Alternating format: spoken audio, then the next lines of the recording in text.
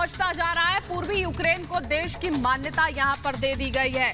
रूसी राष्ट्रपति Vladimir Putin ने राष्ट्र को संबोधित किया और इसी के साथ ये ऐलान जो है वो यहां पर कर दिया गया। ये बड़ी खबर इस वक्त की हम आपको बता रहे हैं। दो अलग देशों की मान्यता जो है वो यहां पर रूसी राष्ट्रपति व्लादिमीर पुतिन की ओर से दे दी गई। डोनबास को देश की मान्यता दी गई है। यूक्रेन के बागी राज्य डोनेत्स्क और लुहांस्क को देश की मान्यता यहां पर रूसी राष्ट्रपति व्लादिमीर पुतिन की ओर से दे दी गई। पूर्वी यूक्रेन को देश की मान्यता दी गई है। ये जो तनाव है वो लगातार बरकरार और इसी के साथ साथ चरम पर पहुंचता हुआ। ये बड़ी खबर इस वक्त की हम आपको बता रहे हैं। देखिए, अमेरिका ने रूस के ऐलान की निंदा यहां पर की है। एंटनी ब्लिंकन ने पुतिन की निंदा की। यूक्रेन की संप्रभुता का उल्लंघन किया गया। ये आरोप जो है वो यहां पर एंटनी ब्लिंकन की ओर से लगाए गए।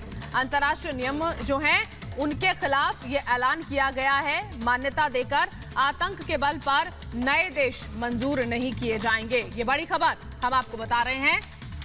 अमेरिका की ओर से ये बयान जो है वो दिया गया। तस्वीरें इसी बीच आपके सामने देखिए। अमेरिकी राष्ट्रपति जो बाइडेन जो लगातार इस पूरे मामले पर नजर बनाए हुए, उनके बयान जो है वो भी लगातार सामने आते हैं। और अब अमेरिका की ओर से ये कहा गया है कि ये जो देश को मान्यता अलग यहां पर दी गई है ये सीधे सीधे नियमों का उल्लंघन है। ये बड़ी खबर हम आपको बता रहे हैं। पूर्वी यूक्रेन को मान्यता दी गई और यूक्रेन के जो बागी राज्य है डोनेत्स्क और लुहांस्क, उनको देश की मान्यता जब दे दी गई तो अमेरिका की ओर से इस बात को लेकर, इस ऐलान को लेकर निंदा की गई है। इससे जुड़ी हुई एक पूरी रिपोर्ट आपको दिखाते हैं।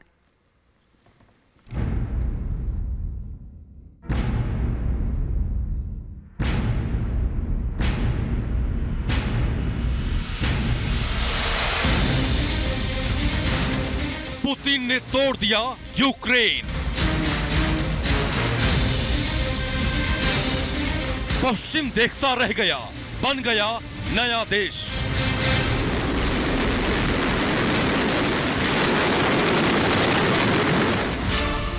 पुतिन के ऐलान से होगा महायुद्ध। Будет целиком и полностью на совести правящего на территории Украины режима.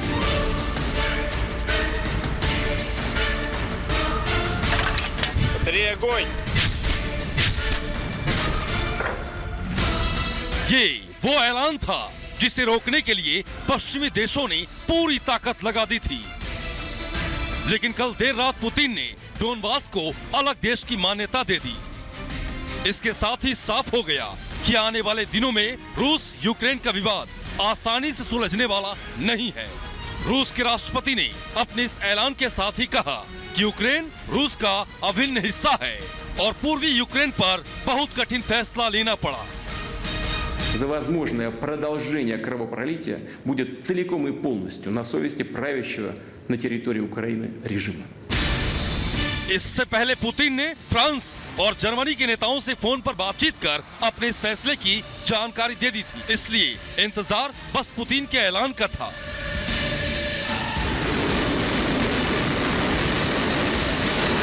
रूस के इस ऐलान के साथ ही रूस और पश्चिम के देशों में तनाव विस्फोटक स्तर पर पहुंच गया है।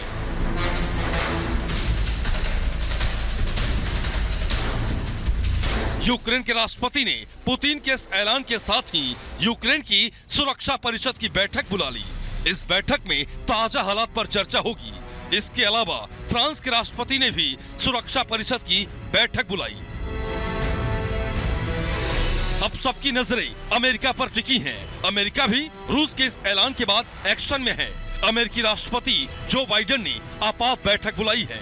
राष्ट्रीय सुरक्षा टीम की आपात बैठक में रूस के ऐलान के बाद हालात से निपटने के उपायों पर चर्चा होगी। साफ है कि रूस के इस ऐलान के साथ ही पश्चिम के देश अब इससे निपटने के लिए विकल्पों पर चर्चा कर रहे हैं। ऐसे में एक गलत कदम दुनिया को सबसे बड़े युद्ध की आग में झोंक सकता है।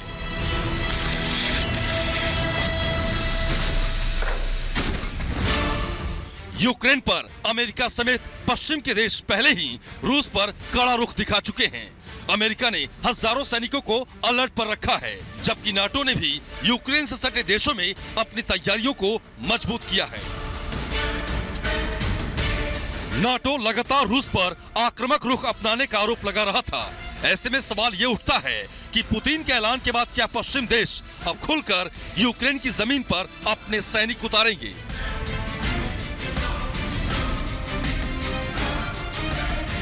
डोनबास क्षेत्र के बड़े भाग पर पहले से ही रूस समर्थित विद्रोहियों का कब्जा है। पिछले गुरुवार से समय समय पर डोनबास से गोलीबारी की खबरें आ रही हैं, जिसके लिए विद्रोही और यूक्रेनी सेना एक दूसरे पर आरोप लगा रहे थे। अब विद्रोहियों के कब्जे वाले इस इलाके को रूस की मान्यता मिलने के बाद सबसे बड़ा सवाल ये है कि क्या यूक्रेन की सेना फिर से इस इलाके पर कब्जा करने के लिए कार्रवाई करेगी और क्या रूस इसके जवाब में अपनी सेना